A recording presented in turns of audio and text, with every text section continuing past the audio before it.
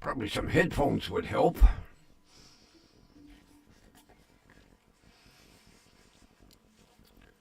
I don't know why those yellow lines are, oh man, always something with Prism. Measurement lines. What the hell are those doing up? We'll get through it.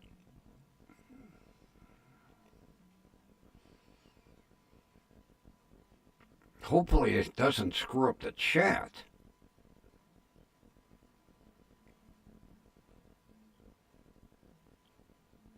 I hope I don't have to shut down and restart.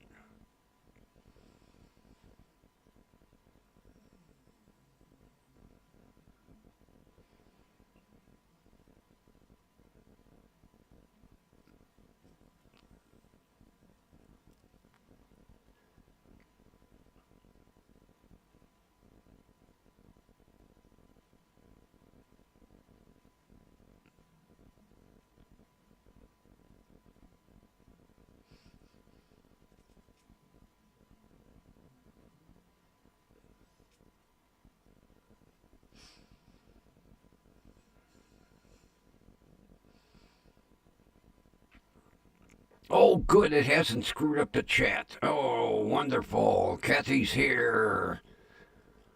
Pull up a cup of coffee. I started, and I've got these goofy, I don't know if you can see them, yellow measurement lines. I don't know why those popped up. Prism always got to do something screwy. I was hoping it wouldn't mess up the chat. So how you doing, Kathy? How's the eyes? The scratchy one doing better?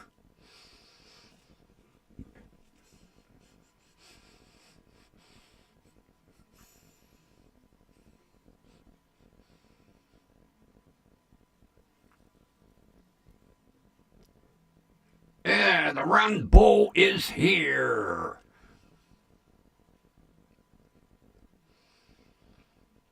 We'll see if Rudy shows up.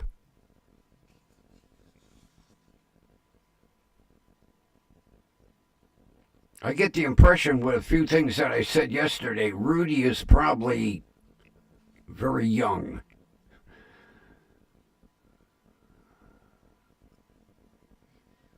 Oh, wonderful. Glad to hear it. Glad to hear it. You know, I'm always wondering about how my peoples are doing. So I'm glad to hear the eye is better. Now it's on the road to healing 100% and getting that nice, perfect vision. Well, I think we'll get started.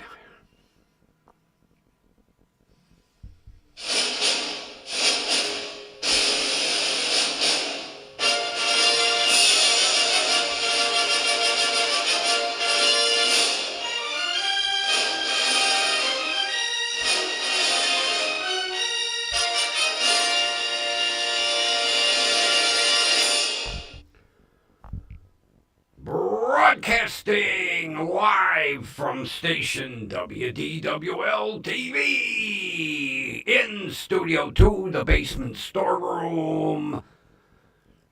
And the show is brought to you by Grumpy Vulture Productions. And with that out of the way, let's get going.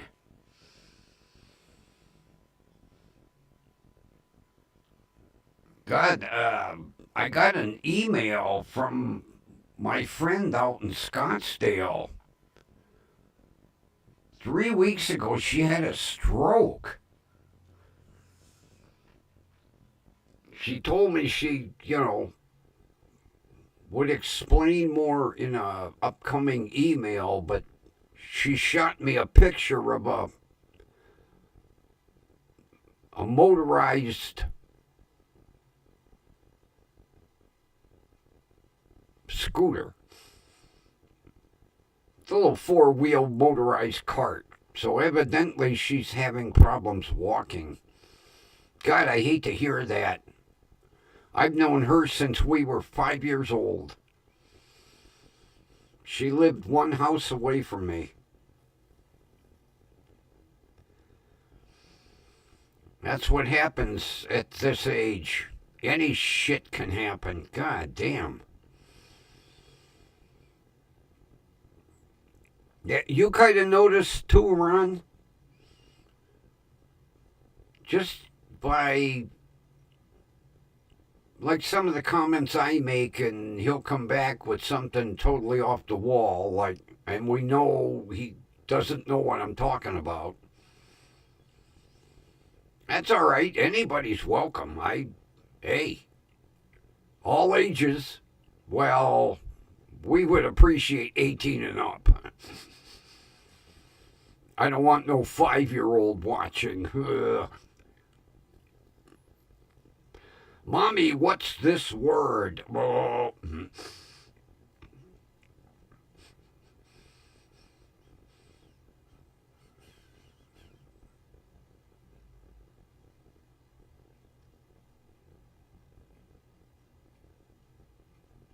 I ordered something for the Passat today, and it was like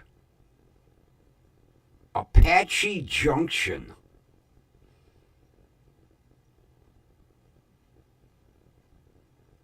Where the hell is Apache Junction, Arizona?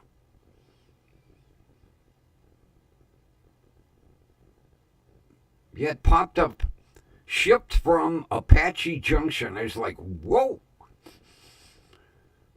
Sounds like an Indian reservation.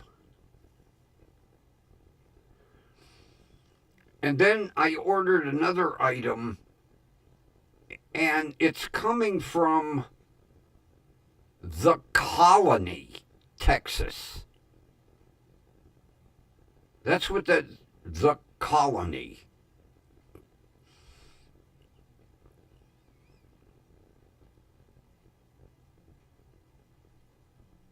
And, oh, you know that blistering email that I sent yesterday to eBay? Well, they apologized. Somebody forgot to turn the answering machine to work hours.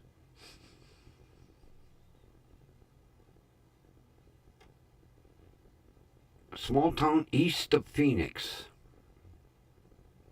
Okay, now I know.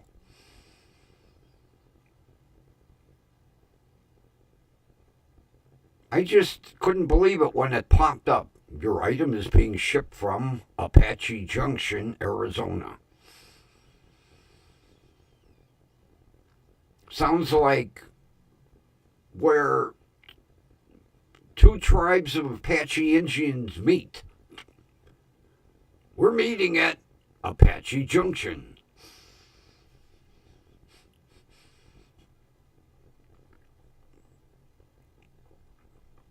And then I forgot to mention I sent a blistering email to an eBay seller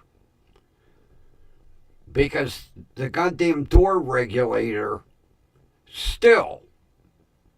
Now, I ordered this thing on the 4th.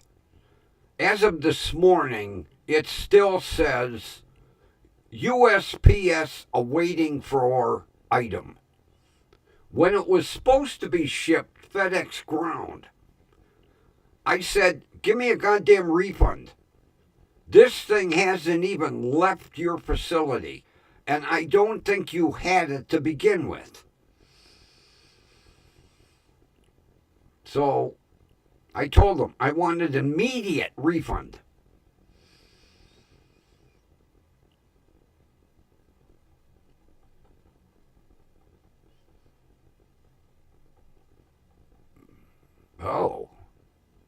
Well, maybe when they come into Arizona, that's where they meet.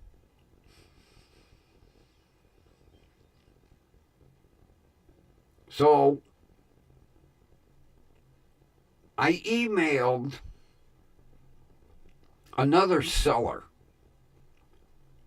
and I said, first of all, do you have this thing physically in stock in your warehouse in City of Industry, California? Second of all, you state FedEx ground shipping. Are you going to do a bait and switch and give it to the post office? And I said, third, will it ship today? And I got an answer back. Yep, I'm looking at about 500 of them.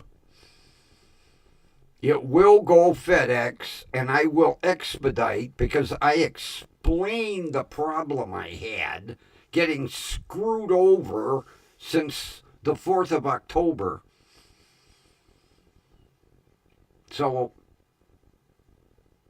I didn't check my eBay to see if it physically shipped, but he promised me it was going out today and it was going to get expedited. Because I would like to put the side view mirror on and get that window straightened out. And then I went up to talk to my VW mechanic and I decided I'm not going to attempt that alternator. I don't have the proper tools and I don't want to screw it up. Not to mention, they know the shortcuts.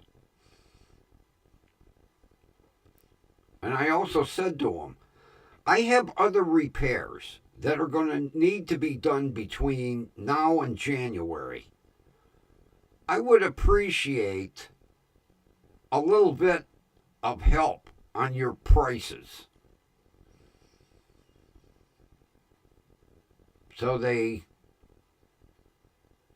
knocked $50 off the labor, which I said, okay, when should I bring it? Monday morning. And you'll have it back by Monday afternoon. Great. Because that's the only other major item that needs to be done. Because I can't take it out on the freeway not having a working alternator. Be my luck the goddamn car go dead. Because I want to get up on the freeway and give that turbo a little workout.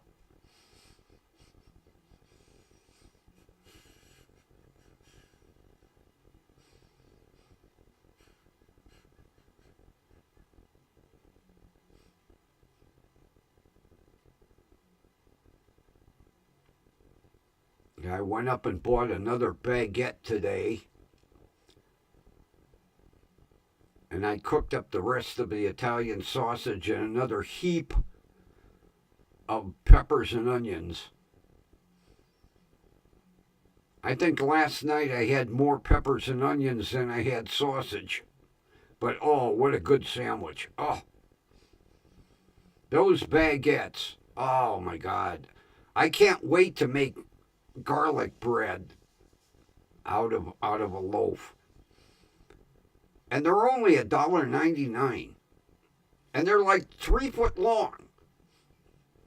And about yay big around.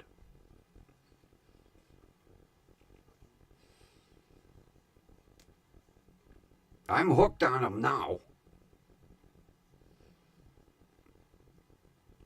Because when I make garlic bread, I'm going to crush up a bunch of garlic cloves and saute them in Irish butter and then slather them on the baguette and then put the baguette in the broiler.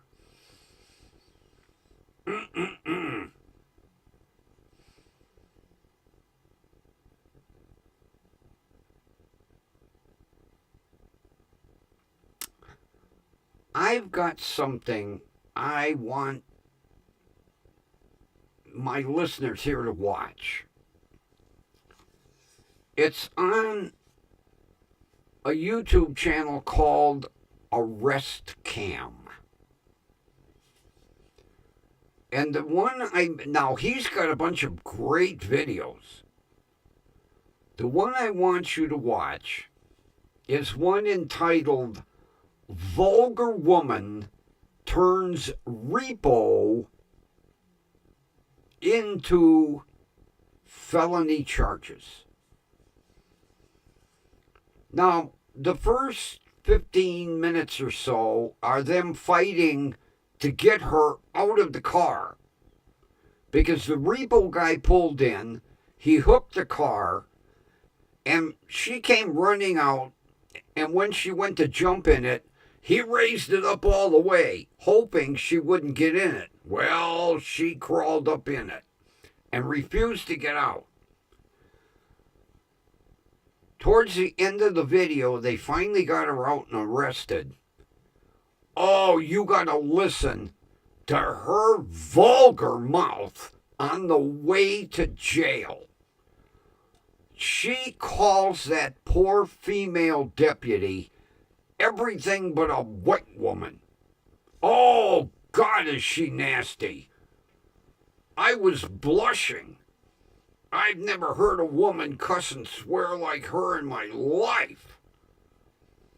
And she's only in her early 20s. I was shocked.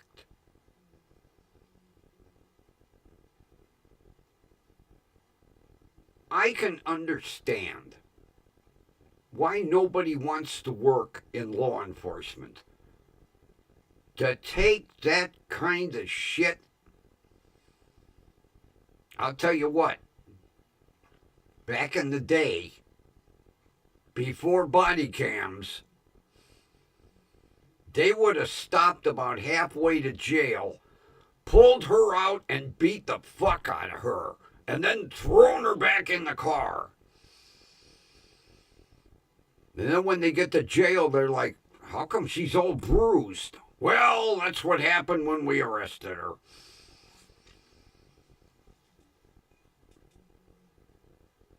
That's what happens with body cams.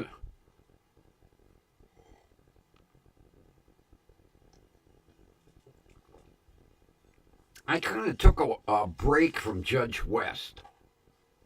I've been watching arrest videos. And I'll tell you, I am so goddamn sick and tired of hearing, I can't breathe, I can't breathe. God, people, they're wearing it out. They arrested one girl, and she's in the back of the cruiser screaming, I can't breathe, I can't breathe. And the cop said, well, if you'd stop screaming at the top of your lungs, you could breathe. And then everybody's going to sue the police department. I'm going to sue. I'm going to sue. You're going to hear from my attorney. I love that they arrested a homeless guy. And he tells the police officers, you're going to hear from my lawyer.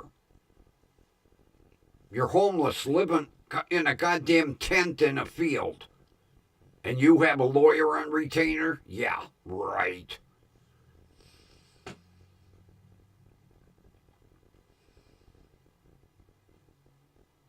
Kathy, almost every young person I watch get arrested today pulled that, I can't breathe, I can't breathe.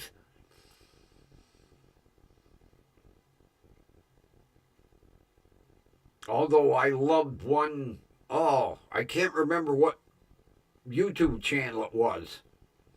This kid was 19 years old and broke loose from the cop and started running down the road. And the cop says to him, if you don't stop, I'm going to tase you.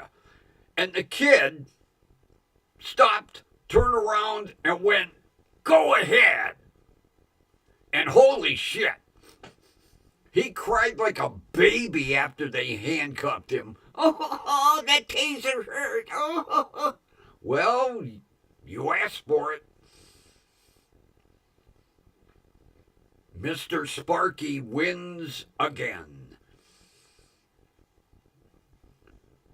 There was another one where a guy ran off the road and got his car stuck in a ditch.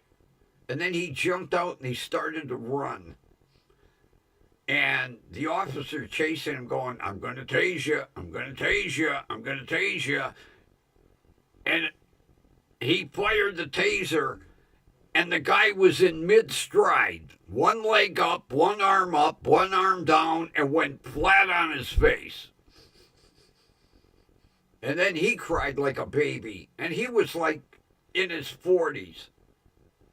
"You didn't have to tase me." Wah! Well, when the police say stop, you stop. Everybody wants to fight today. Oh my God. There was one where the girl was 18, still in high school.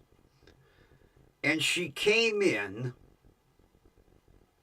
with marijuana in her backpack. And they escorted her to the office. And when she got in the office, they attempted to remove the backpack. And oh my God, you talk about fight, knocked over desks, chairs, assaulted 2 school officials, not to mention 3 police officers. So they arrest her, charge her with 3 felonies. They call her mother up to the school, and her mother is apologizing, something fierce. And the school officials and the police officer said, what are you apologizing for? Your daughter is an adult. She's 18 and she knows better. And her mother said, yes, she knows better. And now, unfortunately, she's got 3 felonies. But you know, these goddamn prosecutors, watching these arrest videos, and then you get the charges, and then you get the court report. Prosecutor drops, 5 of the 6 charges. Defendant pleads to disorderly conduct. Meanwhile, there were 3-4 charges of obstructing and battery to law enforcement. These goddamn prosecutors suck. And it's all over.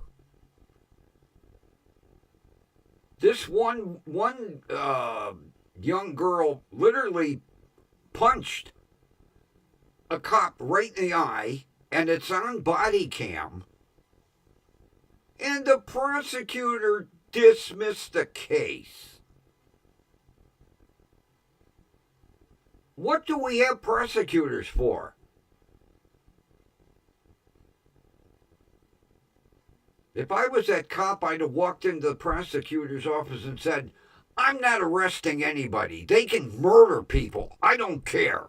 If you're going to be that way when I get punched in the eye and I got to take 2 months off of work, screw you.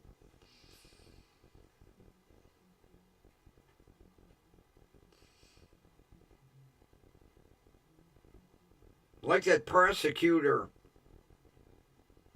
I believe it's that young guy with Judge West. Oh my God. He slumps over in court. He looks like he's fallen asleep. He dresses like he got his clothes out of a dumpster. And dismisses charges left and right, plea bargains everything away. Although I like lately, she is up. I'm not accepting this. You go back to the table, sit down and talk. I'm not accepting this.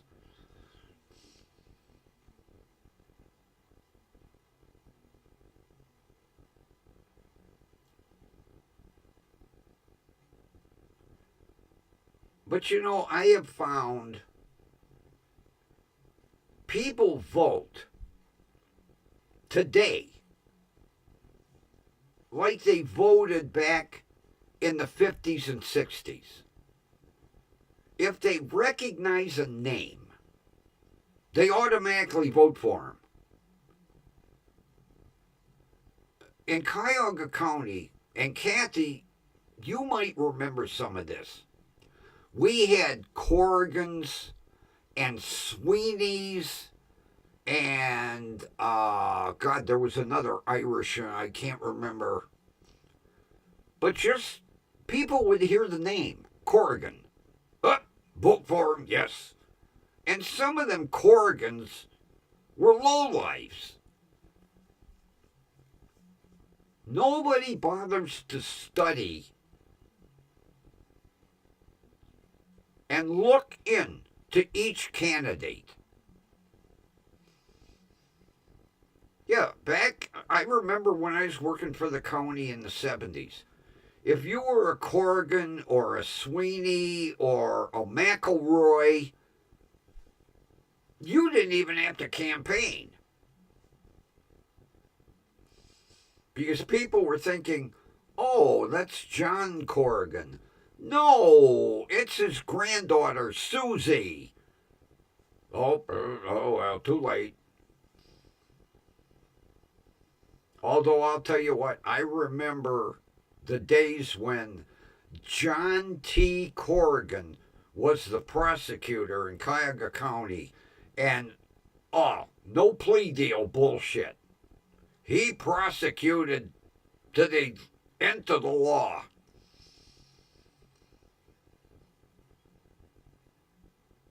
But back in the good old days, if you had an Irish name, well, you got voted in. And like I say, some of the Corrigans were uncles, cousins, kids of one of the original Corrigans for back in the 50s. And people were just like, yep, Corrigan, yep, right. McElroy, yep, Sweeney, yep. They didn't know who they were voting into office.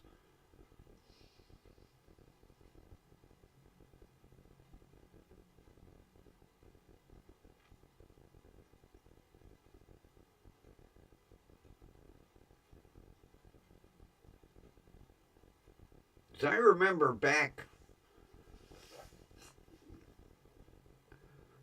in the day, and unfortunately I can't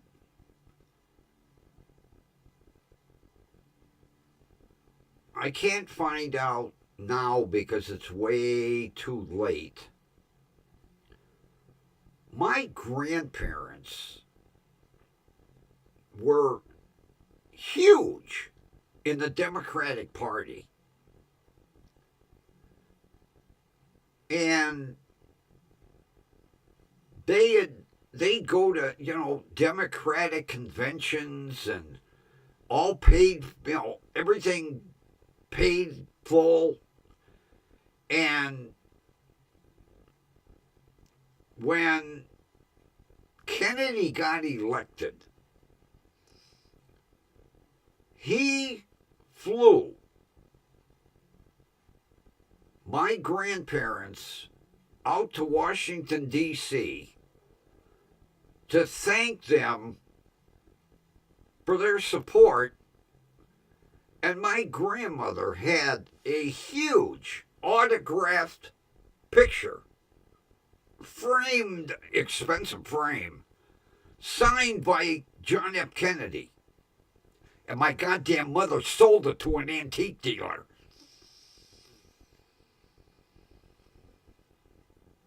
They got invited to the White House. And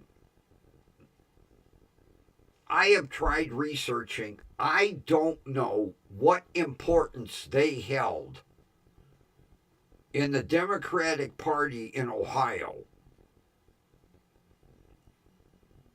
But for a president elect to fly both my grandparents out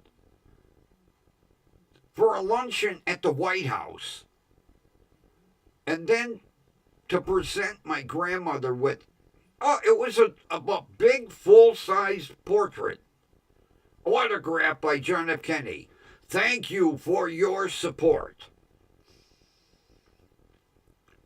And that hung in the middle of my grandmother's living room for years.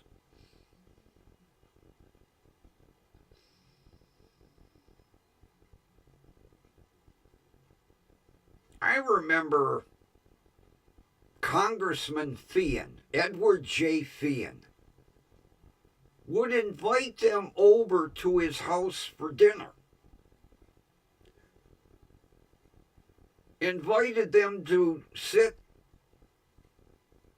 and watch, Congress in action. I don't know what importance they held. All I know, come election time,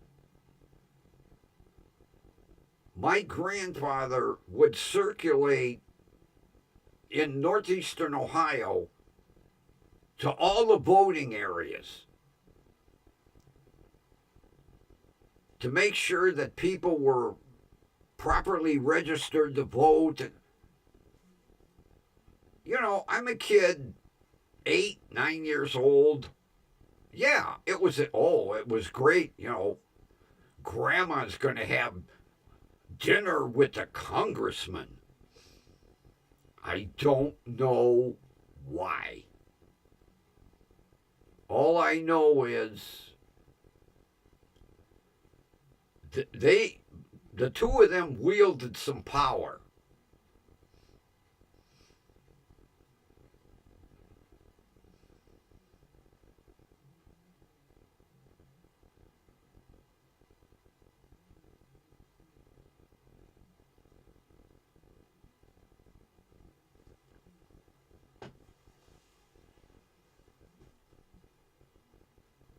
Oh, God, I missed the chat. Who are we talking about?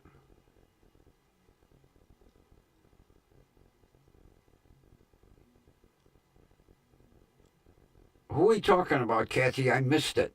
I get on a rant and I'm not paying attention.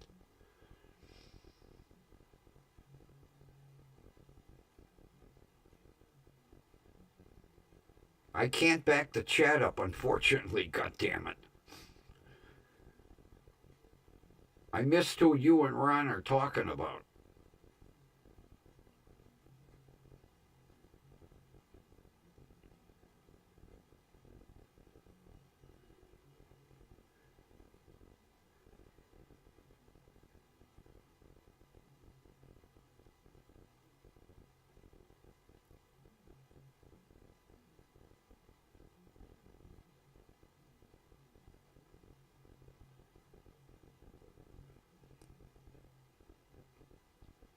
I wish I could back the chat up.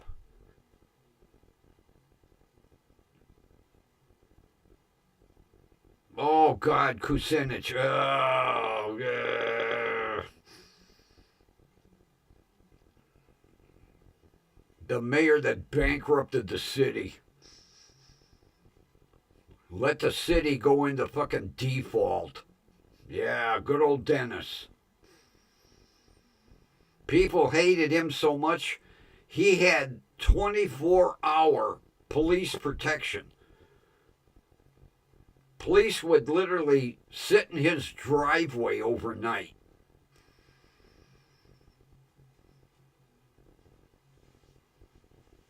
No, what happened, Ron, is I wasn't reading it.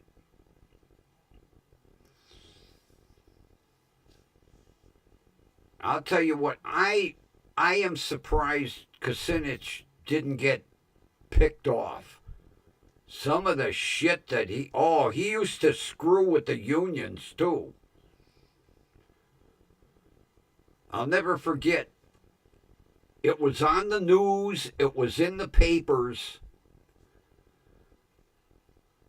There was a city truck that was like idling at the curb for well over an hour.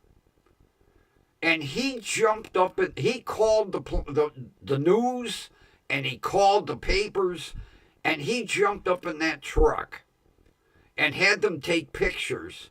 And he said, no one was around.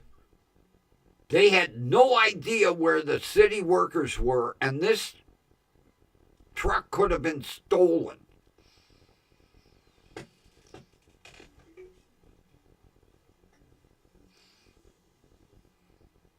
Yeah, he was sitting up behind the wheel, looked like a little kid. Yeah, good old Kucinich. Yeah. Not one of Cleveland's better days, although Stokes wasn't much better.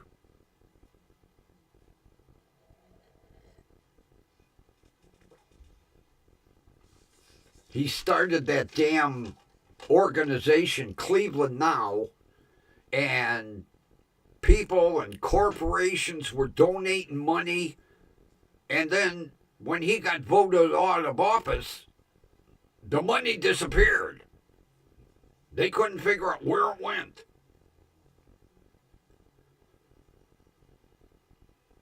And then they found a secret safe in City Hall that nobody knew existed. Yeah, Stokes wasn't much better than Kucinich.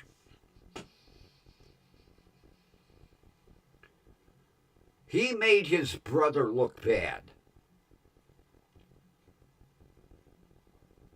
I can't remember what his brother's name was.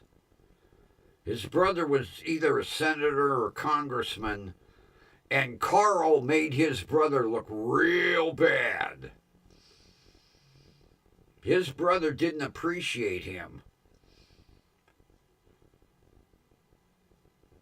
And then somehow he wrangled an ambassadorship.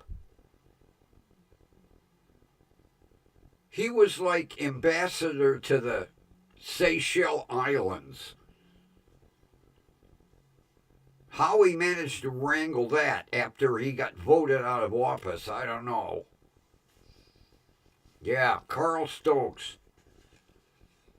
Another one that fucked up the city of Cleveland.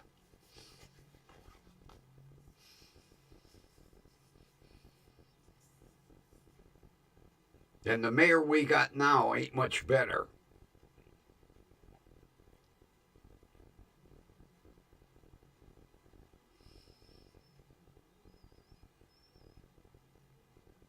You know, I can't even think of his first name, Bibb. He basically ran for mayor on his father's reputation because his father, Leon Bibb, was a news anchor for one of Cleveland's TV stations for years and well respected. And boy, he threw that around. I'm son of Leon Bibb. And he ain't done shit for this city, and he wants to be reelected. Well, yeah, for the money.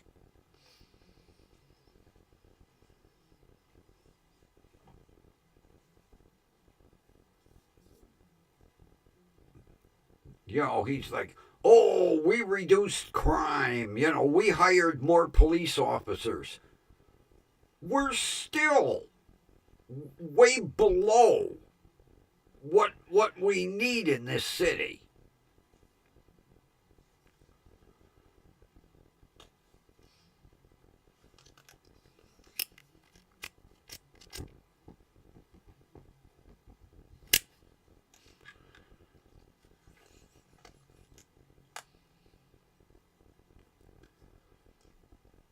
I need to lay off the politics.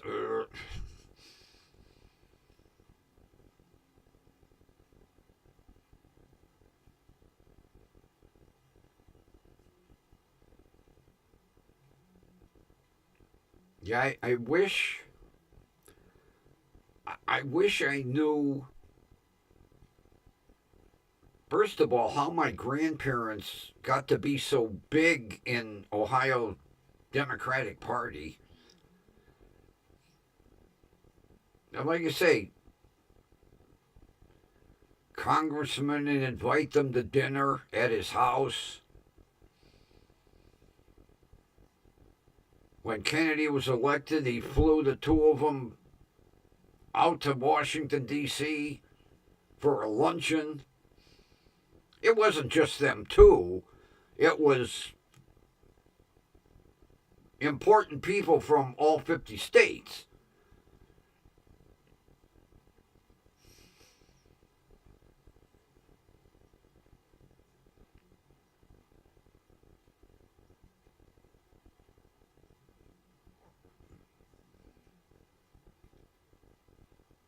Oh, yeah. He had gotten stopped several times for DUI, but he never got charged. He was always able to wrangle his way out of it. I think they didn't want to embarrass him, you know. I think basically the police called, the head of the TV station and said, hey, come pick this drunken asshole up or we're going to arrest him.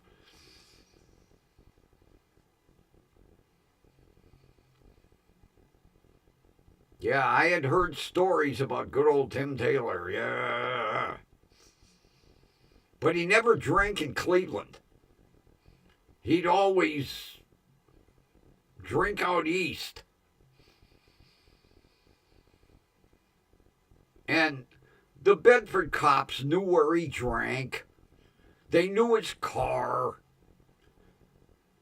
I don't know why they bothered stopping him because they always let him go.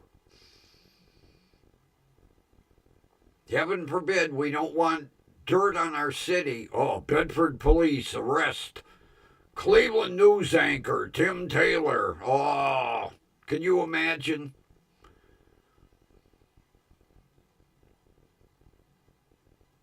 Could you imagine today with social media? Whoa.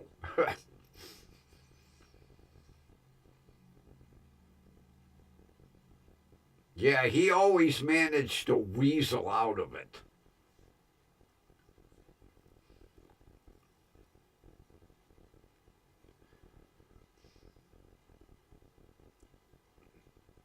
Because I can't remember what the name of the police chief was.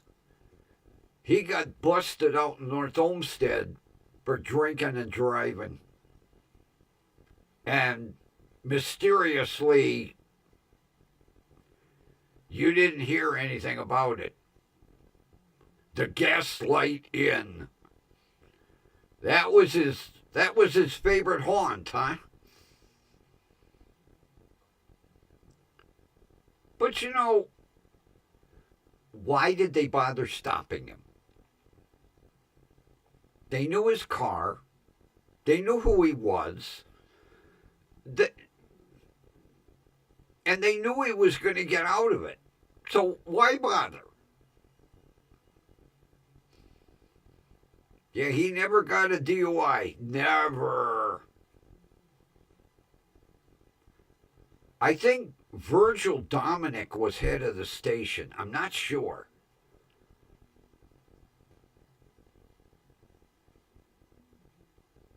And I know Virgil Dominic, he wielded some power in Cleveland. You didn't screw with Virgil or any of his employees. But I can't remember if he was head of the station where Tim Taylor worked or not.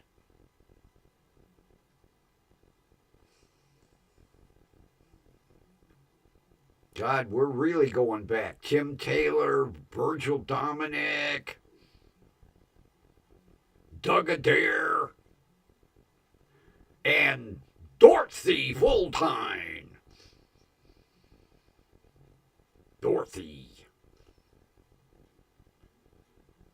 The owner of Channel 5. Well, she was. I think her granddaughter still owns stock in the station. But, big deal, Dorothy was my grandmother. Well, okay, good for you.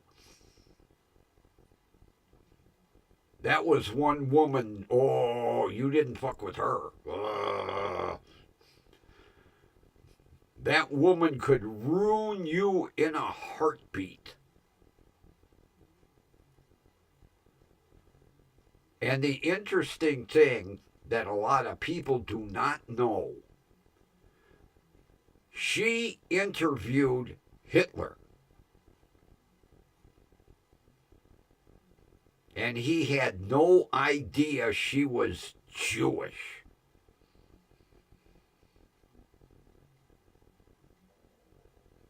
Yeah, Dorothy actually interviewed Hitler.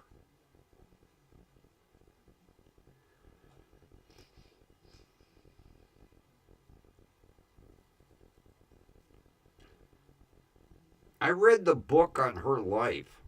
Man, that woman interviewed heads of state all over the world.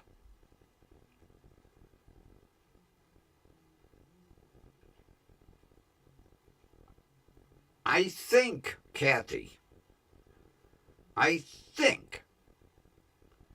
she was interviewing Abby Hoffman. And he got to be a bit of a smartass. And in the middle of the interview, she threw him out. They went to commercial. When they come back from commercial, he was gone. I'm not 100% positive, but that name sticks.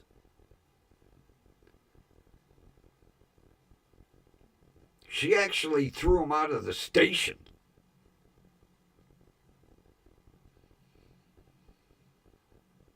That was one woman you didn't mess with. And everybody in northeastern Ohio knew, I would say in the state of Ohio, she was well respected among newscasters.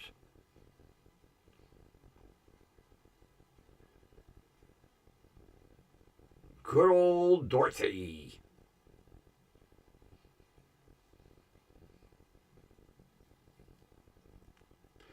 The interesting thing,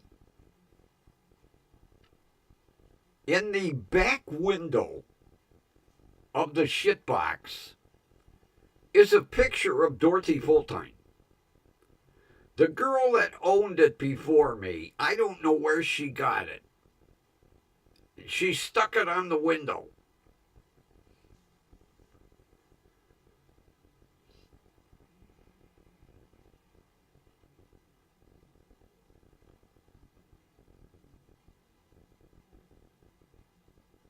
And it's interesting because kids will go, who is that? That's Dorothy Fulltime. Who's that? Gargler.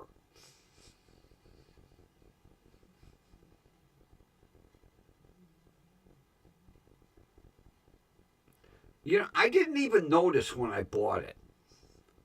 I got it home and I was washing it. And I was like, holy shit. It's a bust of Dorothy. So I sent Christine a text message, the girl I bought it from. I said, where did you get that? She goes, oh, I don't know. I had it and I just stuck it on the truck as a joke. And it's still there today. Every now and then, I send her a picture and show her that the truck is getting sadder and sadder and sadder. Oh, one of these days.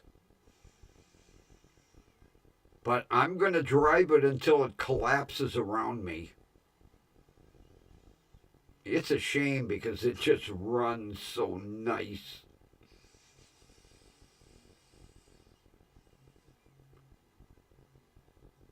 It now once I get the Passat legally on the road, the truck will probably start fucking breaking down because the truck will no longer be the primary vehicle, it'll be the secondary.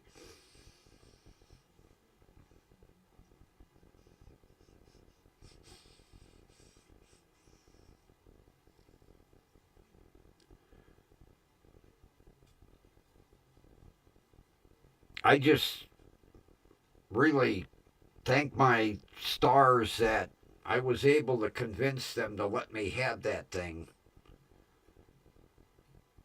Because, boy, I would hate to be trying to get all this shit done after January. Another couple of weeks, I'll have all the bugs worked out of it. It will be 100%.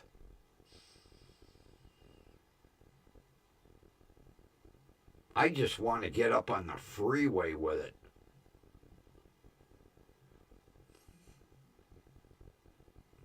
And see what that turbo will do when you really open that motor up.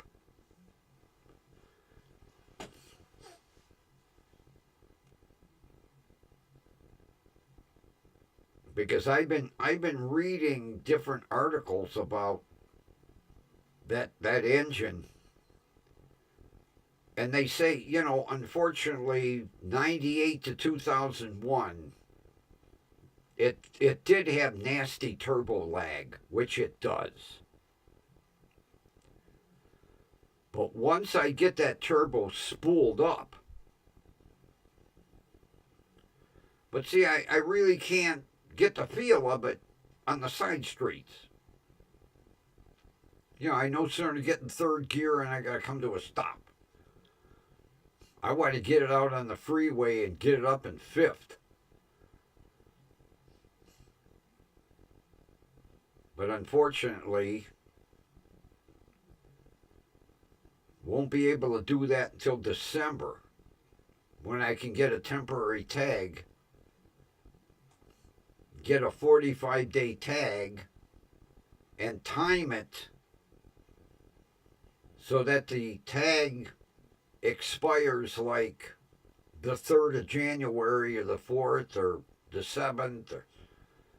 And then I can walk in the license bureau and say, give me my fucking license plates. No e-check needed.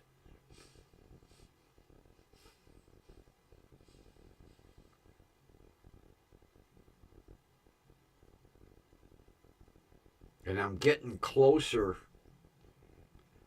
to the Corvette.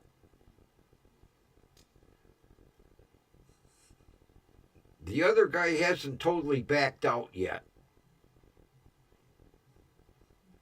But he keeps picking it apart. And like I told Bill, I said, it's a 30-year-old vehicle that's been sitting for 6 years. What does he expect? And it ain't no cherry. Goddamn clear coat's all delaminated and paint finish looks like crap. I don't care.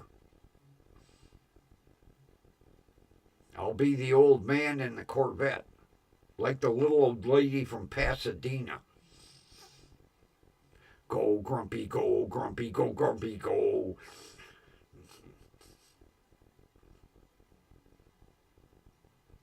Yeah, I got my fingers crossed. I'm like, oh, I want that thing. And then I'm like, oh, I could be buying a bigger headache than the Passat. But you know, if it takes me 6, 8 months to get it running and roadworthy, I don't care. It'll be just about time to put the top down. That's what I like about it. It's a convertible.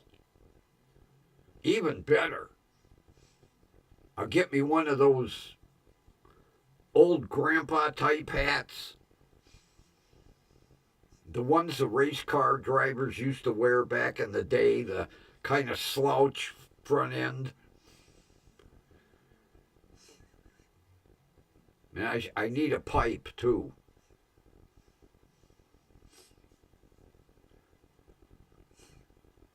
Because around this neighborhood, the only people that have Corvettes are the old farts. Guy a couple of streets over's got a brand new one. Oh, God. And he's got to be 70 years old.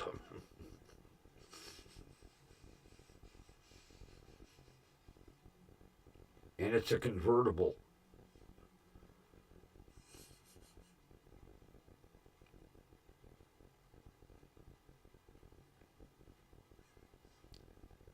Yeah, he drives along dead speed limit, 25, looking around, see if anybody's noticing, you know.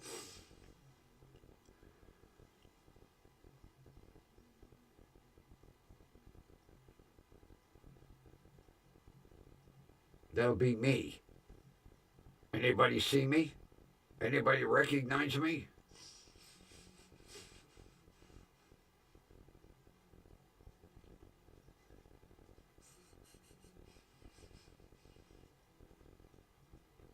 I could see.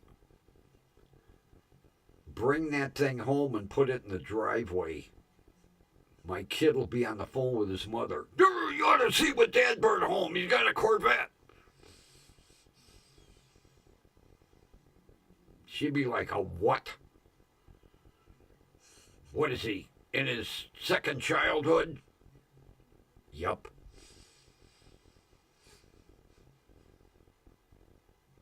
I'm kind of hoping it has a cassette player. I could blast all my 50s and 60s music.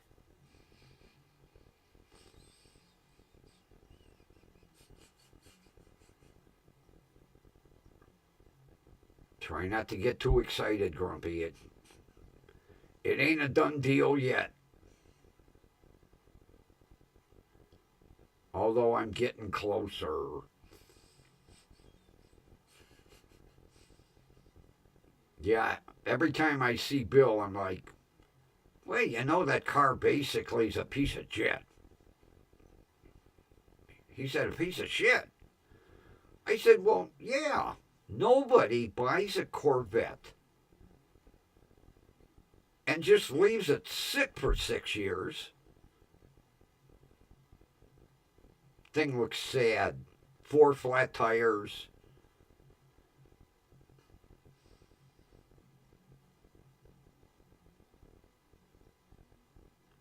I'm just hoping that there's nothing really major wrong with it. Although it'd be a good project car. Because something I can still fix. Unless it's got, engine or clutch or something problem, but I mean, we're talking a 30-year-old. I can't get to it to get the VIN number. It might be older.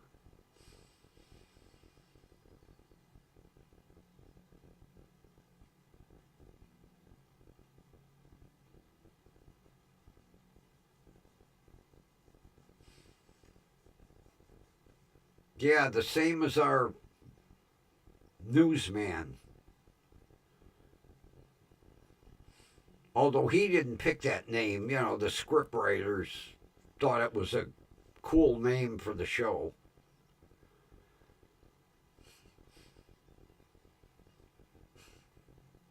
It was interesting that they left Tim.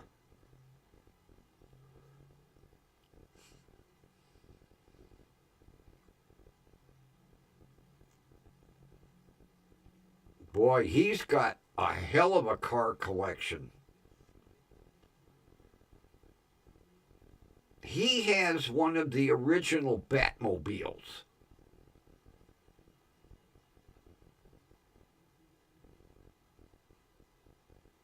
He's got some very interesting cars, some very unique cars. Now, his car collection is nothing like Jay Leno's, but Tim Taylor has some very interesting cars.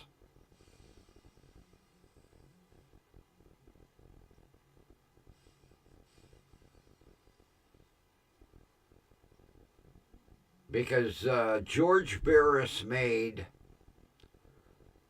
I think they had 4 different Batmobiles.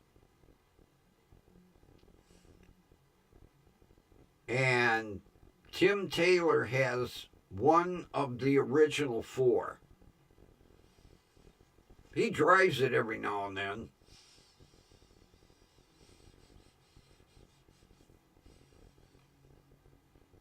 But he's got some. As a matter of fact, he has. Oh, God, what the hell is that? Ford. It's a Ford Escort RS, but it's the English version, the one that they use for road racing in England. And he wrangled some way to buy one and import it here.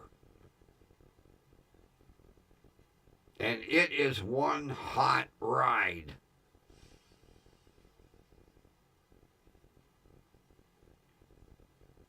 Because he invited Jay Leno to his small warehouse.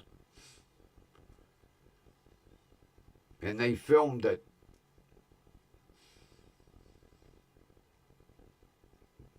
But nothing like the collection Jay Leno's got. Holy shit.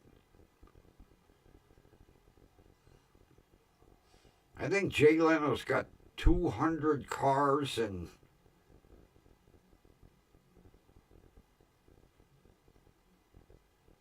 or 300 cars and 200 motorcycles. Man, he's got a hell of a collection.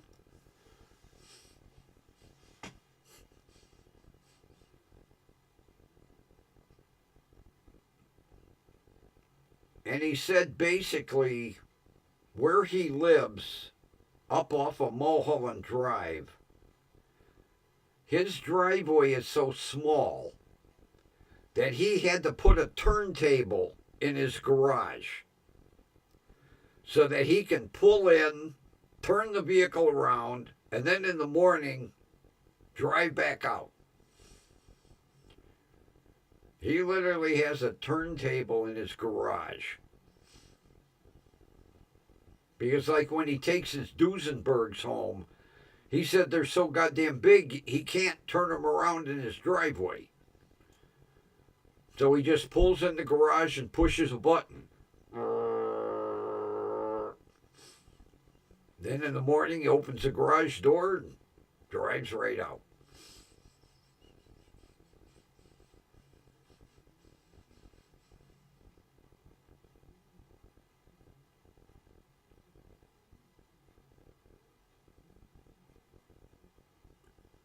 There's a couple of cars I would love to have.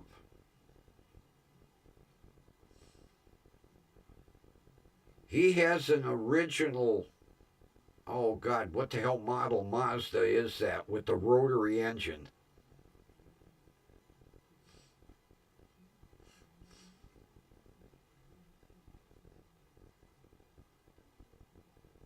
And he has like a 1950s, it's a Russian made car, a Ziv or something.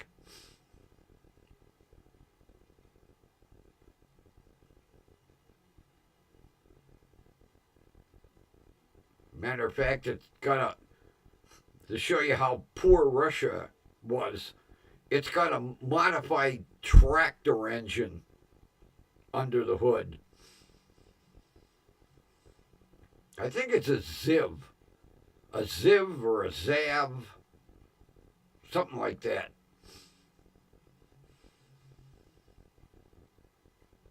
And he doesn't drive it too much because he doesn't want to ruin the tires. Because even the tires say made in Russia.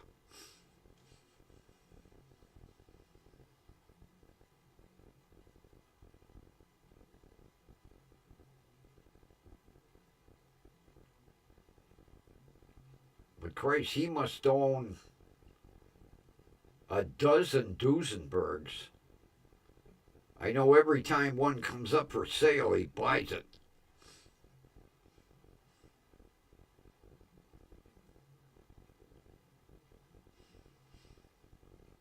He's got one that he bought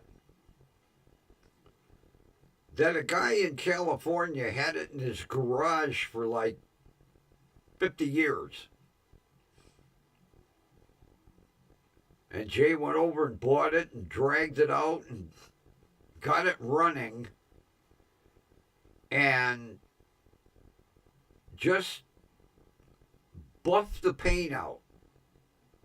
He didn't want it repainted because he liked the patina from the car sitting for 50 or 60 years in the garage.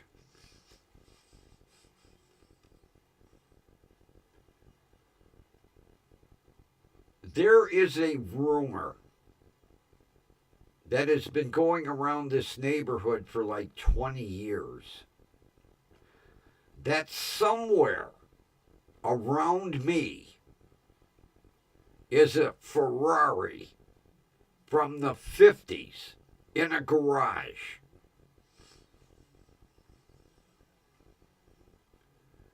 It's a rumor that's been circulating for 20 years in this neighborhood. And it's basically in a garage that they never opened the door. But supposedly, right around me somewhere is a 1950 something Ferrari that would be worth well over $1 million.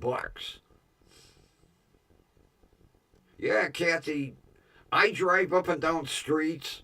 I'm like, maybe that garage. Maybe that garage.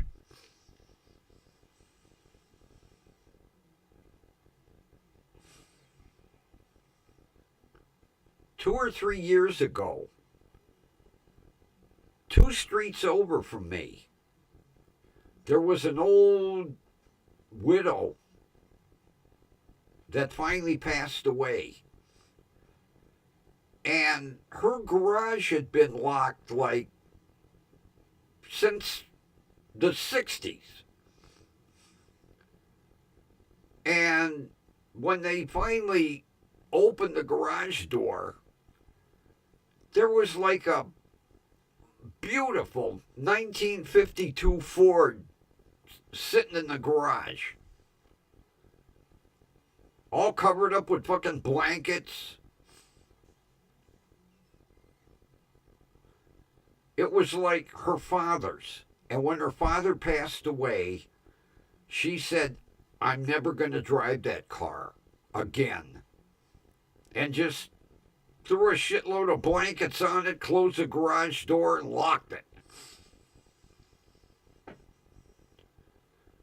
I couldn't believe that I was driving up the street and I see this car on a flatbed. And I was like, where did that come from?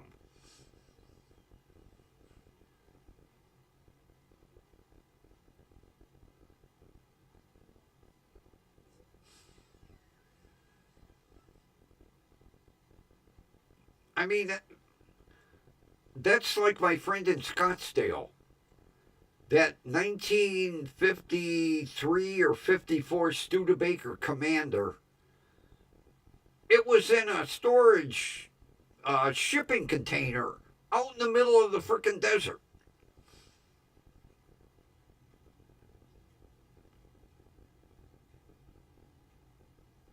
And she had it researched. They couldn't find an owner. So the state of Arizona issued paperwork in her name. And she had the thing towed out of the storage container, and she got it cleaned up and running, and she put air conditioning in it, and she drives it. And she said, it's amazing what you find in the goddamn desert.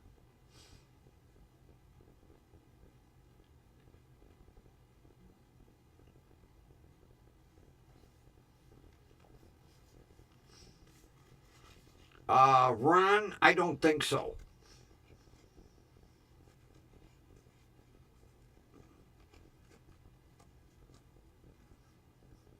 She, all right, I'll just come out and say it. She's gay. And she has a life mate.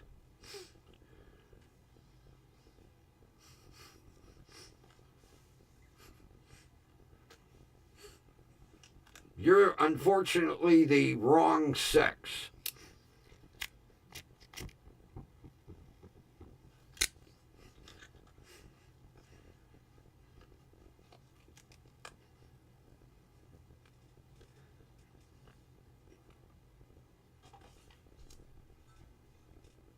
As a matter of fact, it took her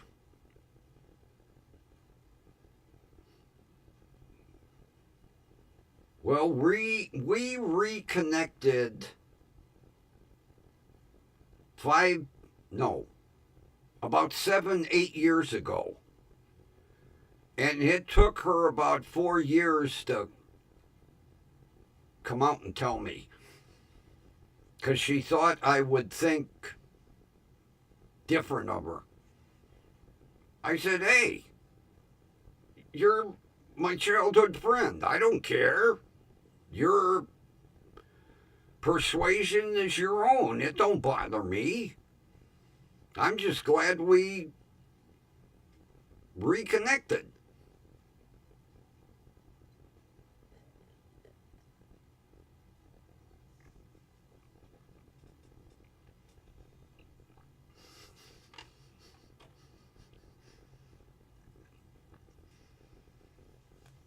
Yeah, she sent me an email that must have been 10 pages long. And then towards the end of it, she said, well, I need to tell you something. But, God, you could have told me in the first paragraph, Jesus.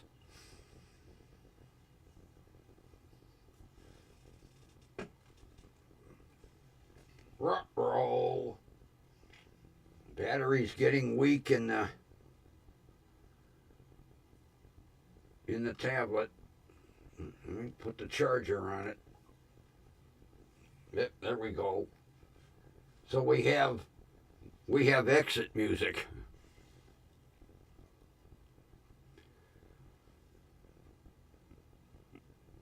Oh, look who showed up.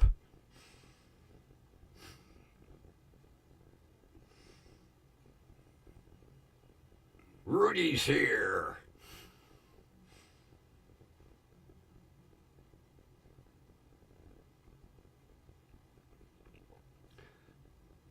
Now, see, Ron, in Ohio, if you came across a bar find automobile, which there aren't too many barns anymore, but that's what they call them. If you did a search and they couldn't come up with an owner, you were able to get title for it. Not anymore. And it's sad because a lot of these barn find cars end up getting crushed or stripped for parts. But I guess in Arizona, finders keepers.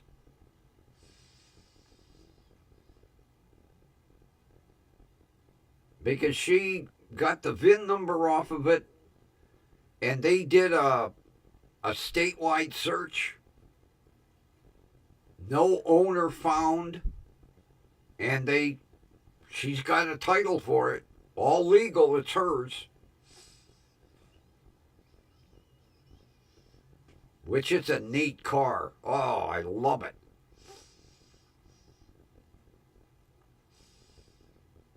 Hey, no need to apologize.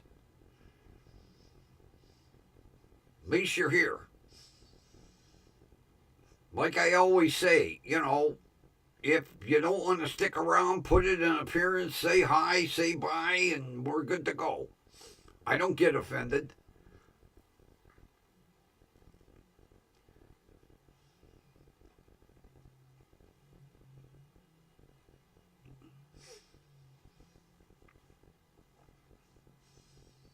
Yeah, I couldn't believe it when she said she found the thing out in a storage or a shipping container. And they couldn't find anybody that owned it. Nobody. Because she had to run like an article in the newspaper. And then, I don't know, she had to do a ton of shit. And they couldn't find an owner. So she took it to the Arizona Highway Patrol. They did an inspection on it. It passed inspection, and it's legally hers.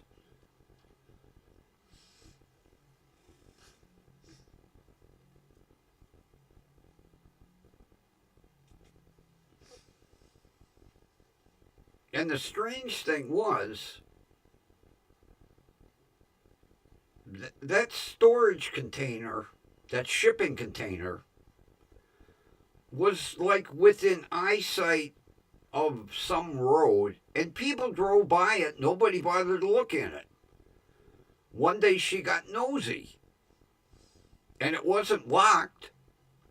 She opened the back doors and went, "Holy shit!" And the key was even in the ignition. So she took all kinds of pictures, got the VIN number off of it, went to the state, the BMV or DMV or whatever you guys call it. They could not find anybody that owned it or registered it or nothing. And it ended up becoming hers.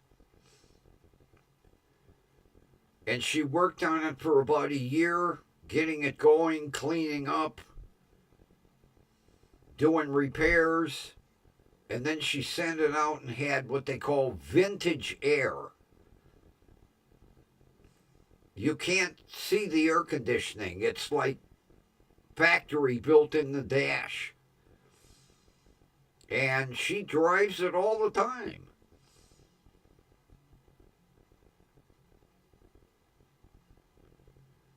Arizona DOT. Okay. In Ohio, it's the BMV, Bureau of Motor Vehicles.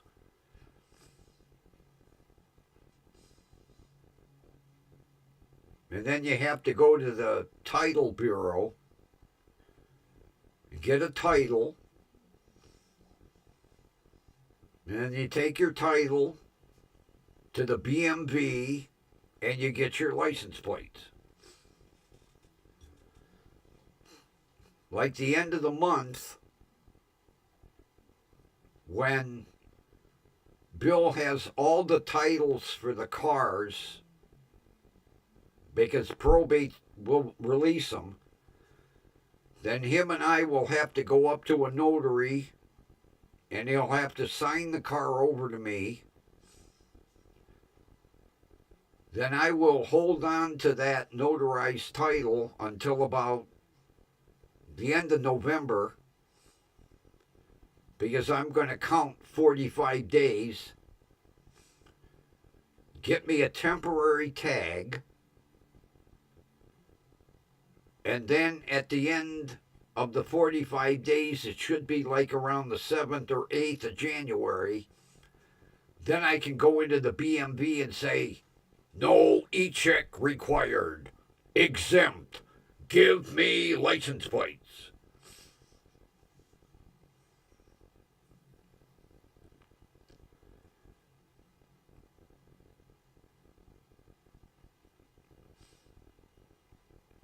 Because even though it was built in May of 2000, Ohio goes by calendar year. So I have to wait until after the 1st of January. Then it's legally exempt. Over 25 years old.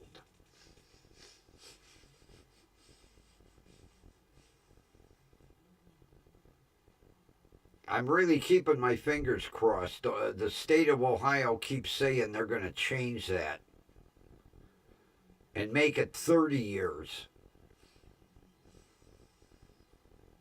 Because they don't want old pieces of shit like my shitbox running around on the road.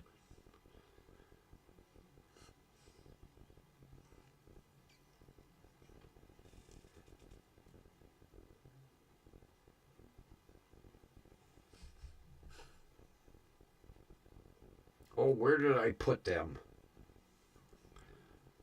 A friend of mine sent me something special for the Passat.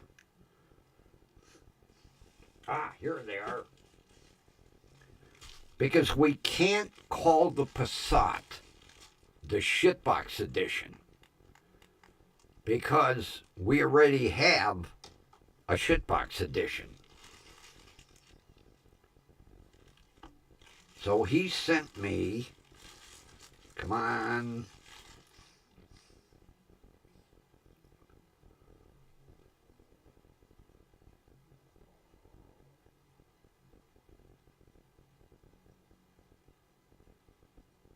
that's supposed to go on the trunk underneath where it says Passat.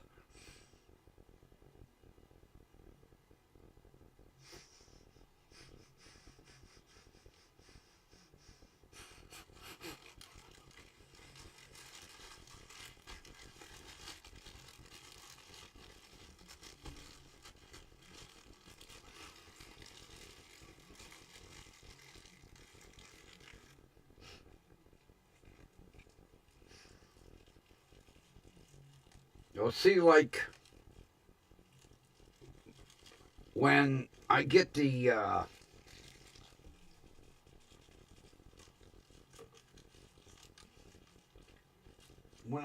title for the Passat, I will pay 8% sales tax on the $200 purchase price. And then license plates are going to be about $125.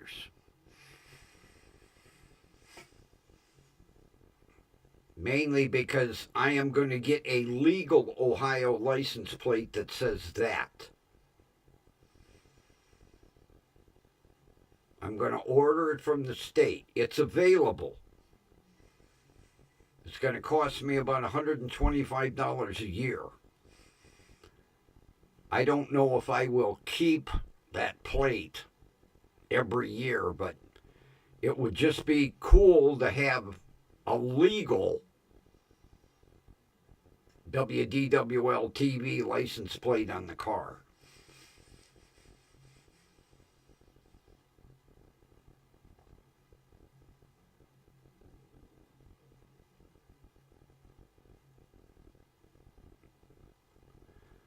Because the license plate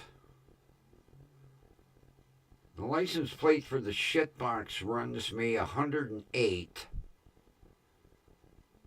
And for the RAV4,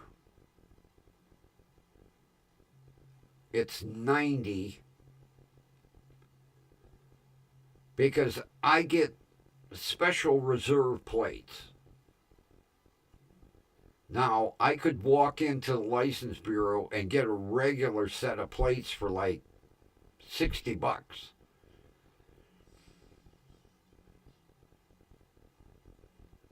But I have, well, the plate on the RAV4, my 275, my 3-digit plate, that was my grandfather's. That plate's been in the family almost 100 years.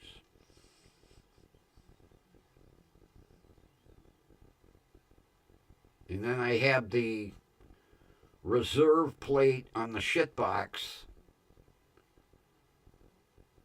which is L1. That's it. L1.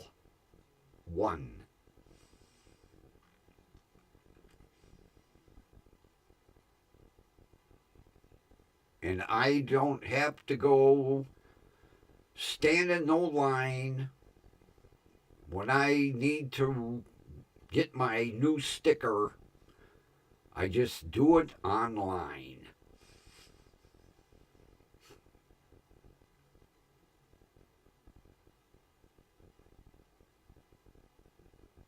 Yeah, people will look at that license plate on the RAV and go, what does that mean?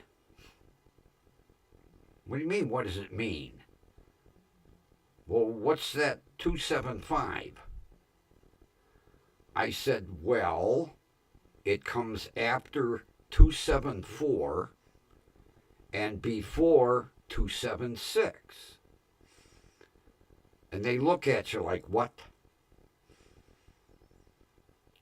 I said, well, yeah, the governor won't give me number 1. So it's the 275th license plate in Ohio.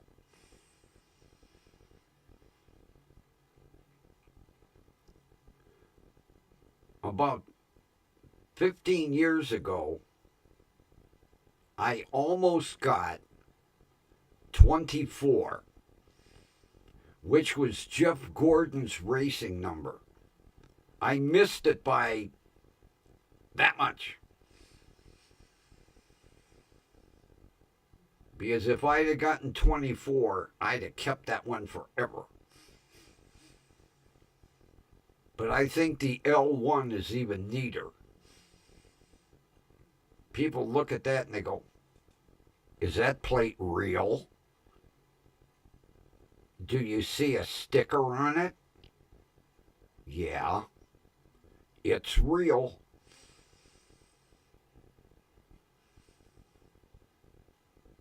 Some people are, I'll tell you what, they're strange. Yeah, a guy walked up to me one day. Is that L1 a real license plate? Well, does it have the state of Ohio on it and a sticker? Yeah. Well, then I guess it's a legal license plate.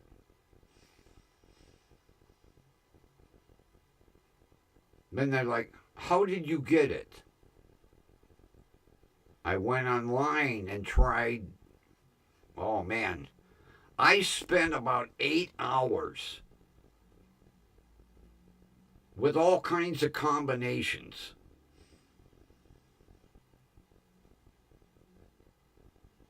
The BMV wasn't too happy with me that day. Typing in combinations, taken. And the interesting thing is, I know where 274 and 276 are. It's a guy and his wife in Rocky River who are real estate agents. And they've had them plates for about 30 years. And every year I check. 274, taken. 276, taken.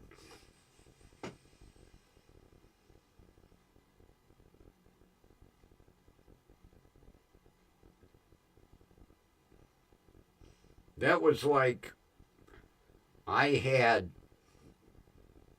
L1 for about 5 years. And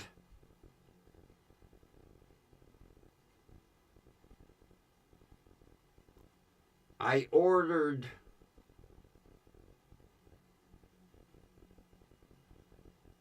what the hell was that plate number?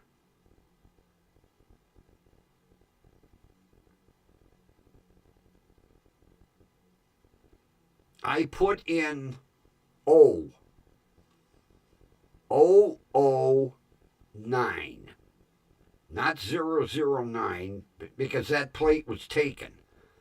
So I put in letter O 9, and it came up available. So I got rid of my L1. And then in a couple years, I like, oh, why did I do that? So one day, for the hell of it, I said, oh, I'm going to see if L1 is available. And it was. The guy gave it up. Oh, did I snatch that plate up in a hurry. And I'm not giving it up until they pat me in the face with a shovel. Well, no, actually, they'll. Well, I'll be on ice at the Cincinnati College of Mortuary Science for about 6 months. And then I'll be warm and toasty, and then they'll send the urine back to my kid. Here's your dad. Gee, don't look like he used to. Well, we kind of compressed him a little bit.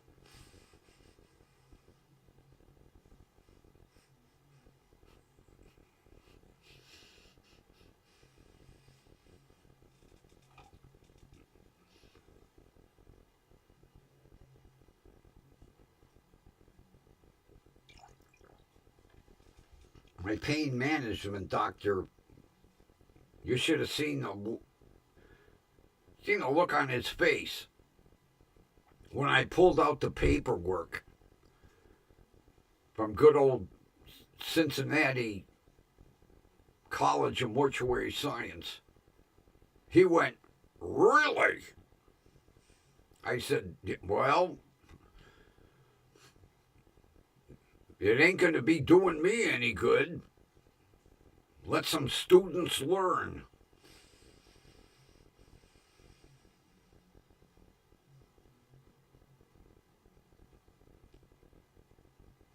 Are you giving a couple of fries to Fiona, Ron?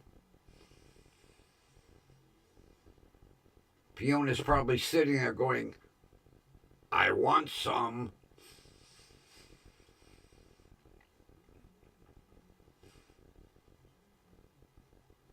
Boots likes pizza. I'll come home with a pizza and he's like, oh. And I have to give him a little piece. Here you go. You know where he is. I don't know why he has taken over Studio One, but he is sprawled out in the middle of the floor again. So I'm being nice, not bothering him. I wish he would find another place to take a nap.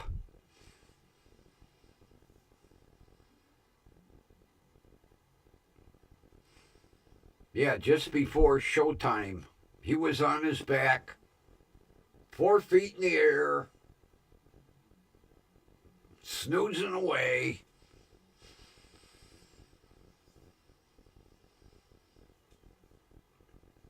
Yeah, I don't know what it is about pizza. I'll come in, I get one like once a month. And I'll come in and I'll put the box on the counter. And he jumps up on the counter and he's sniffing. And I'll cut him a little piece and put it in his dish. And he's happy.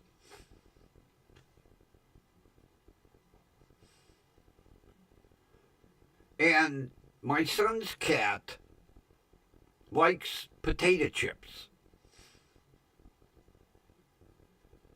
He'll get a bag of potato chips and that cat goes crazy. She likes potato chips. I got 2 weird cats in this house. But yeah, Boots likes pizza.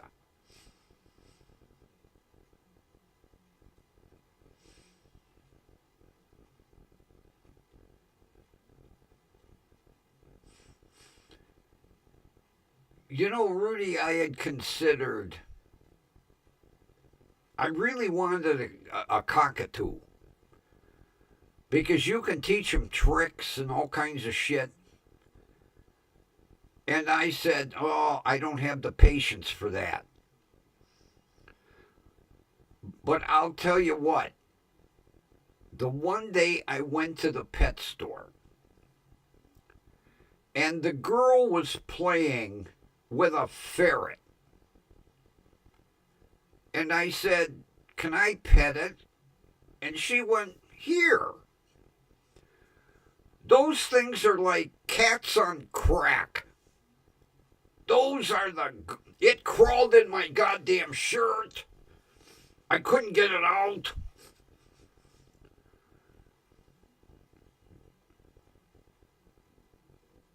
I was afraid it was going to bite me. And she goes, ah.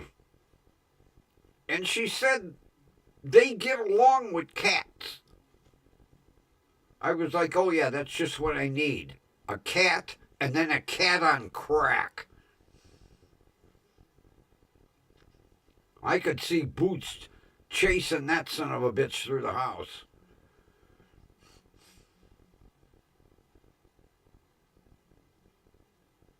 And every time I go in the pet store, I'd ask her, can I play with the ferret? Oh, yeah, here. She'd put it up on my shoulder and crawl back and forth, and lifted my shirt, crawled in my shirt, and I was like, oh.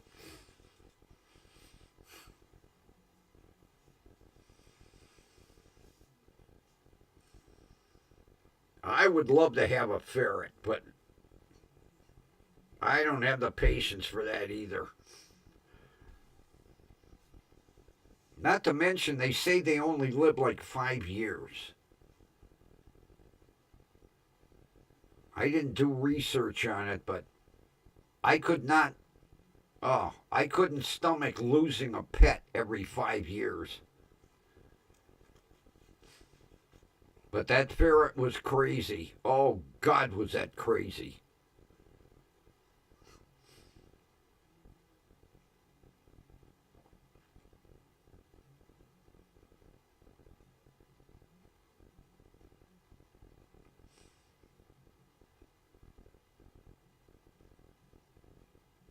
Yeah, I said to her, can I pet it? She went, oh, here.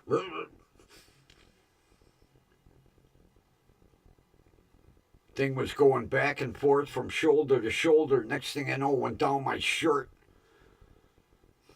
I said to her, it's going to bite me. She goes, no, it just wants to take a nap. I said, no, here, take it out of my shirt. It ain't taking no nap here.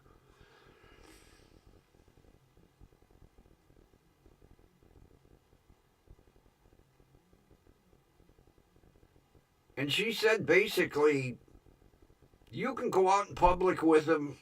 They won't jump down, run around,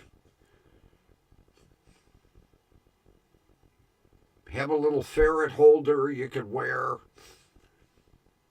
Yeah, a ferret holder.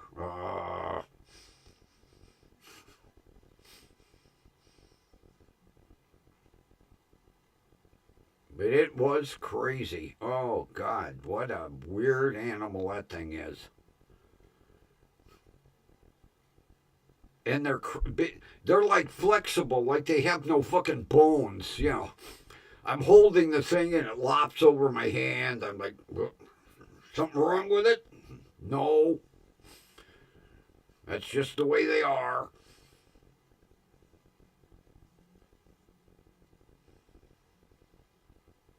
Although it was irritating me because when it was sitting on the shoulder, it was sticking its nose way up in my ear. It's like, hey, you can't crawl in there.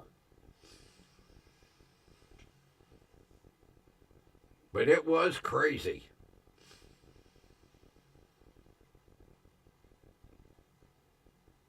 Matter of fact, she thought it was funny when I said, this thing's like a cat on crack.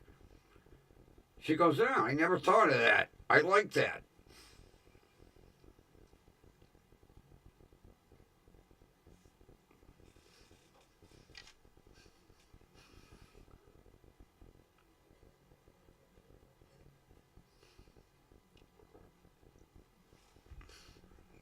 Good coffee. Oh, man. Some Rev. This late at night. Oh, I won't get no sleep for sure.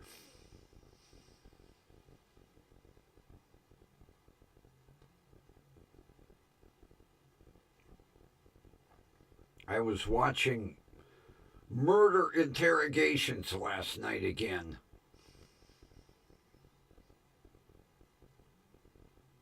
I'm getting hooked on them. I kind of got away from murder in my village for a while. I had enough. Oh, one night they had the police. It was a police force in Wales. You can't understand them people. Holy Christ, you talk about an accent. I'm watching go, what the hell's he saying? Finally, I had to switch.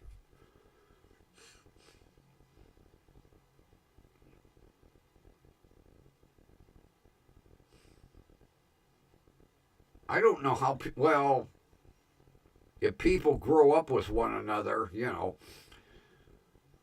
in the same village, but how they understand each other.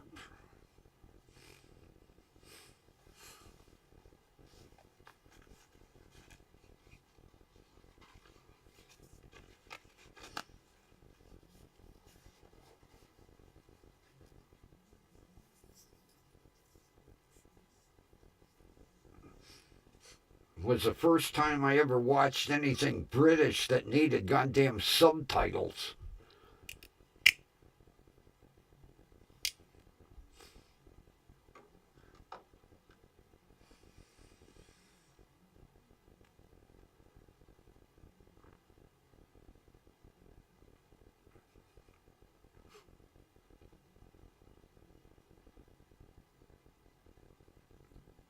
Oh, yeah, Ketty, I forgot that. The girl did tell me. Yeah, they are little thieves.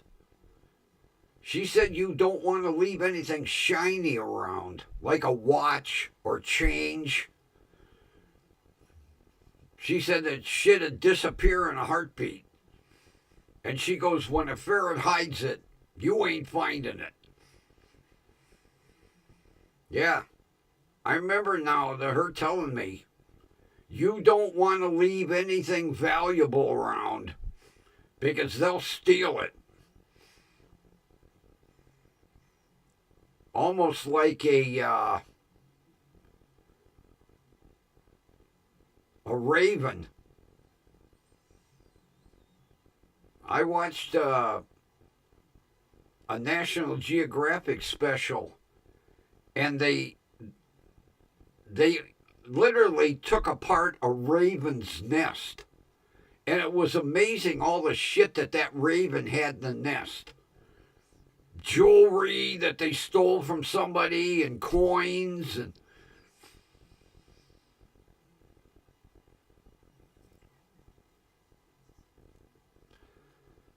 oh yeah, that coffee 1.25% above the normal caffeine level. I shouldn't be drinking it, but that's supposed to be my morning coffee.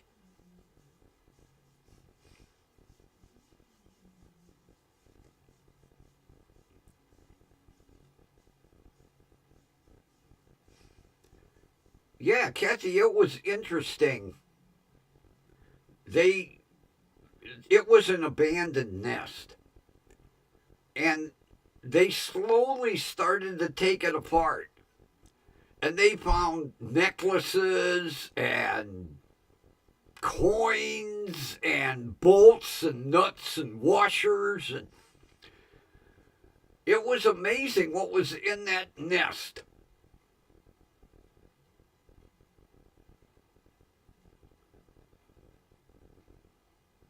And I mean, it was everything. Matter of fact, there was a fork or a spoon, anything that they can carry.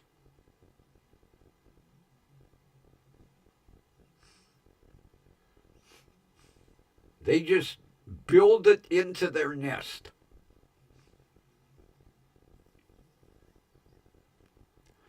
Because there must have been $4 and change in that nest. Pennies, nickels, dimes, quarters. But it was neat because the guy was using like forceps to slowly take the nest apart. And then he'd pull out, oh, look, a pencil. And then, oh, a girl's necklace. Yeah. There was all kinds of shit in that nest. Matter of fact, there was a set of car keys. The guy was like, oh, somebody's missing these. Yeah, goddamn raven flew down and stole somebody's car keys.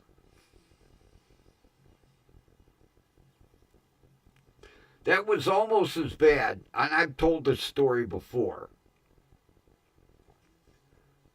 I was in between calls for when I was driving limousine. And I went to McDonald's and I got,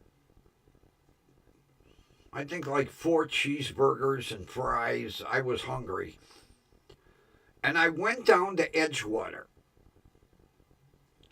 And it was a summer day. I put the windows down and I'm eating my hamburger and I set my arm on the armrest and a goddamn seagull flew by, took my fucking burger and took off. I was like, hey, stole my hamburger. I just happened to cock my hand out the right way and it flew, it just must have been waiting. Flew right by, snatched that burger out of my hand. I'm watching it going, you bastard.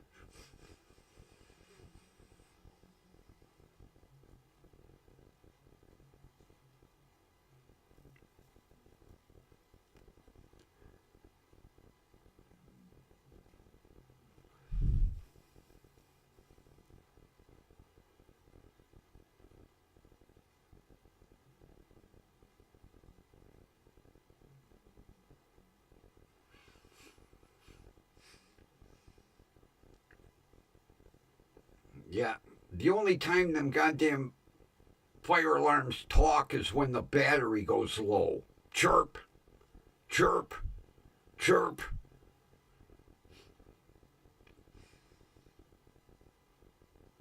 Like that goddamn movie star the other night. Doing a live video on TikTok.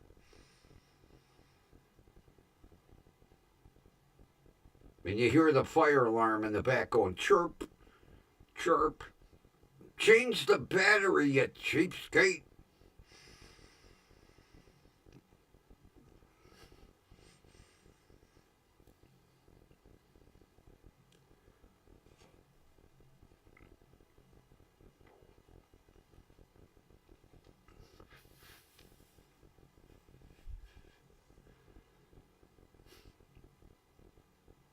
I forget his name.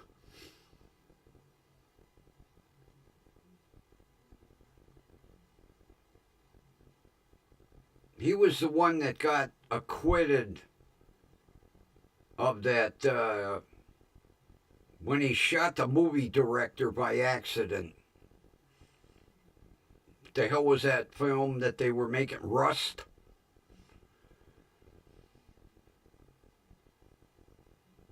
Because the prosecutor screwed up. And the judge went, case dismissed.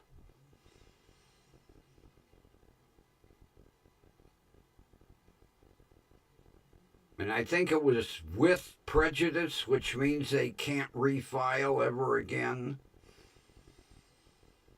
I can't remember which one, if with or without. One of them you could refile later on. Alec Baldwin. All right, Ron, what is it? With prejudice or without? One of them you can never refile. Sometimes they'll dismiss a case and then like a year later they'll refile it. But his got dismissed where done. Off scot-free. Never again. Rip.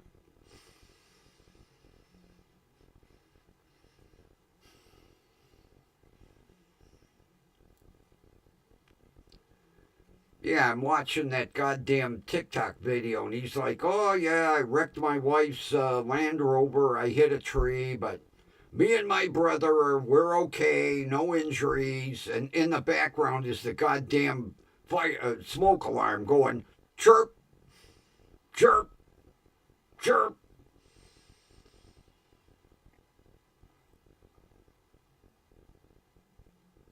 All right, then that's the way it got dismissed. The judge dismissed it with prejudice.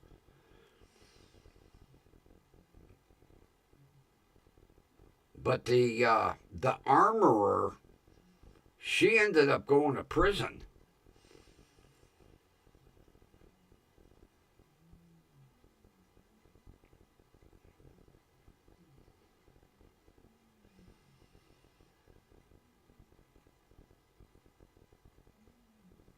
I can't remember how many years she got.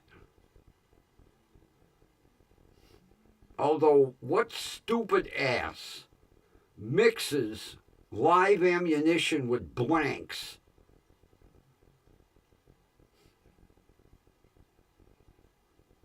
And like, Alec Baldwin said, I didn't know. And the director said, well, we want a better aim right here. Aim at aim at me. And he aimed, and she went, roll him, bang. Pfft. Killed her and injured the cameraman.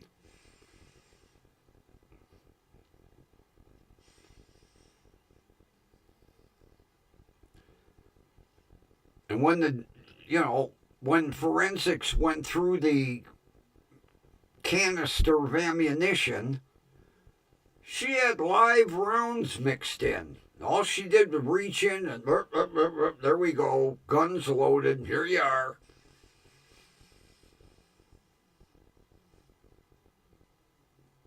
I thought she got longer than 18 months. That was it for being stupid.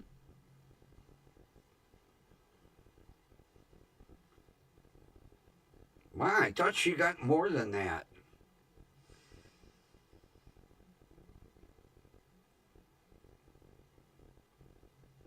How stupid can you get? You're filming a movie with guns and you mix live rounds in with the blanks. Although I'll tell you what, I bet you that scared the shit out of everybody. Like, holy shit.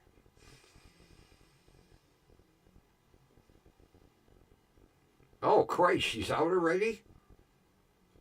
Well, she'll never work in the movie industry again, I'll say that. Not to mention, I don't know where they found her. She was too goddamn young to really know what she was doing.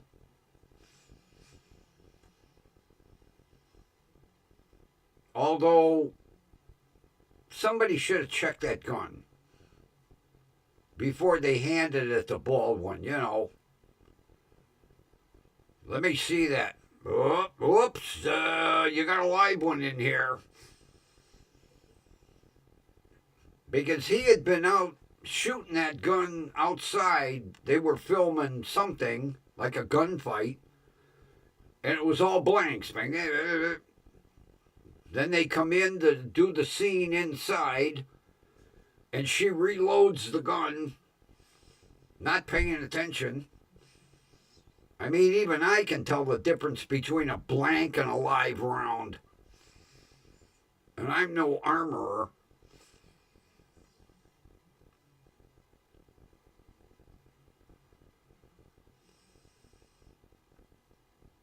Oh, that's how she got the job, huh?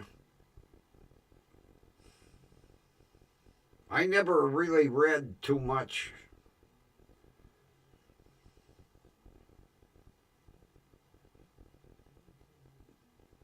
Well, he didn't teach her very well.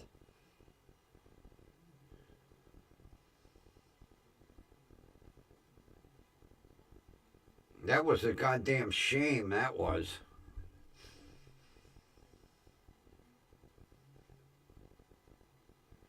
But I mean, what director tells somebody, aim the gun at me, because the camera's going to be focused on the barrel of the gun. Aim it at me. That was stupid. That's basically how she got shot. She said, "Oh, we want the effect for the camera. Aim the gun right here, right at me." And he did. Action, bang. Oops.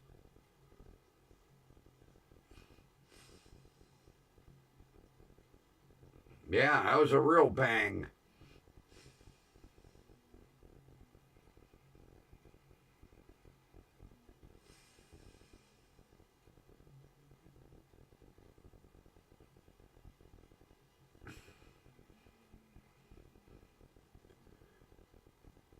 Oh, Kathy, see what I mean?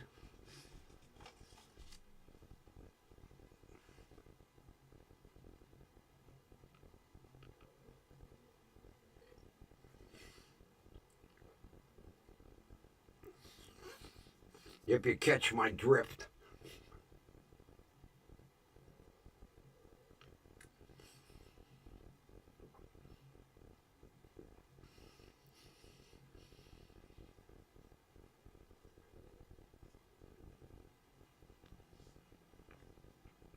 That's it. End of the coffee. I'll be up until 4 in the morning now. But it's good coffee.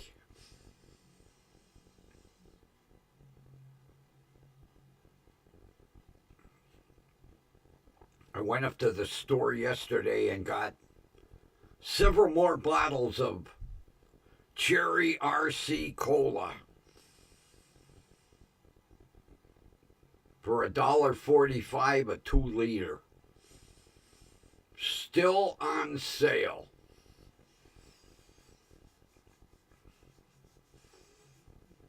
Well, I figured you would catch that, but I just wanted to point it out.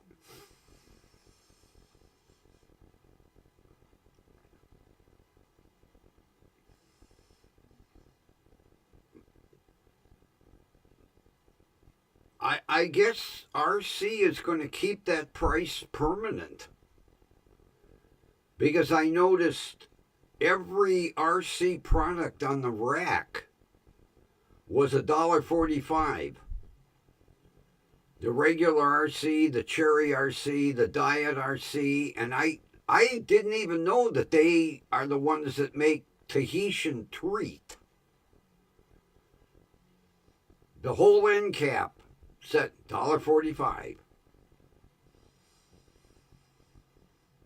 When 2 liters are almost $3. God.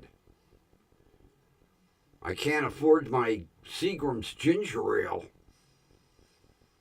Because basically I can get 2 liters of RC for the cost of a ginger ale.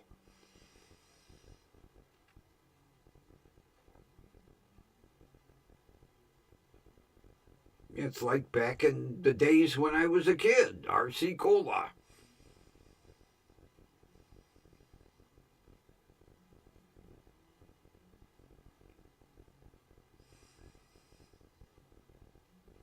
Yeah, there was a whole shelf.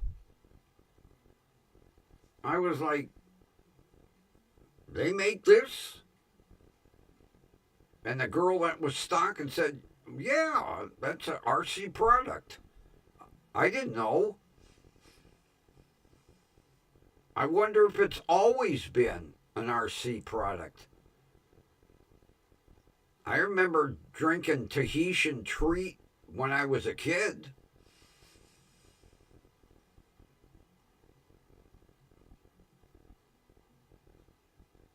It's like fruit punch. I'm going to have to get a 2 liter next time. Bring back memories. Especially for $1.45.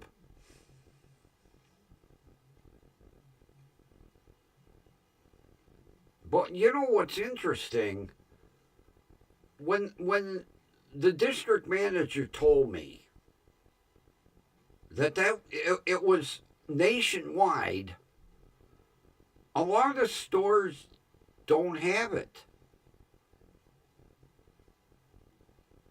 It's full price. Because when I first saw it, I said, oh, store special. He went, no, nationwide. We're promoting RC.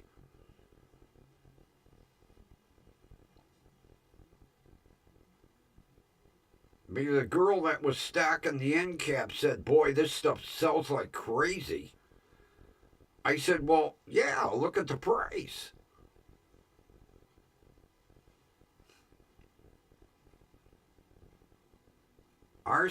Regular RC Cola is kind of close to Pepsi. Kinda. So I could see Pepsi drinkers going, why should I pay $3 when I can get 2 for $3? Like me, because I'm cheap.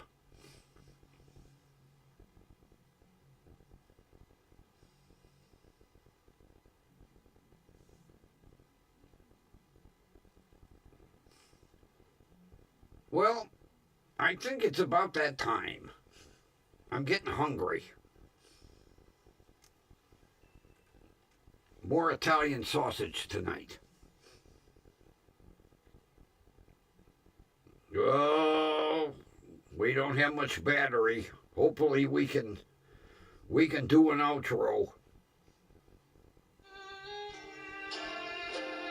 All right, everybody. It's been fun. Thanks for being here. Have a wonderful rest of your evening. And we will meet again right here tomorrow night. Or right here. Area 51. All right, peoples.